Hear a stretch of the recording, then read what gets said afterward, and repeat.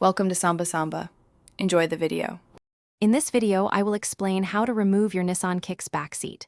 First, prioritize safety by disconnecting your car's negative battery terminal for at least 60 minutes.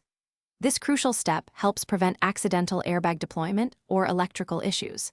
Next, clear the entire rear seat area of any personal belongings. Finally, ensure you have basic tools such as a trim removal tool and a socket wrench readily available. Now, let's tackle the bottom seat cushion. Feel along the front edge of the seat base to locate the two hidden retaining clips, typically one on each side. With a firm, upward pull near these clip locations, you will hear them disengage. Repeat this action for both clips. After both sides are free, you can simply lift the entire seat base straight out of your Nissan Kicks.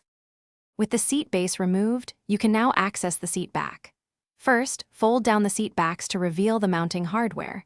You will typically find 4 bolts, often 9/16 of an inch, securing the seat back to the vehicle's frame. Use your socket wrench to remove these bolts.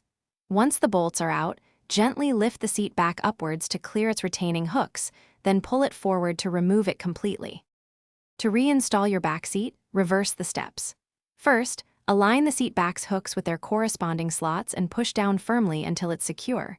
Reinstall and tighten all 4 bolts, ensuring they are snug. Next, place the seat base back into position, aligning its 2 front clips with the floor receivers. Push down firmly on the seat base until you hear both clips audibly lock into place. Finally, reconnect your negative battery terminal and confirm all seat belts are fully functional. Thanks for watching. Consider subscribing if we helped you.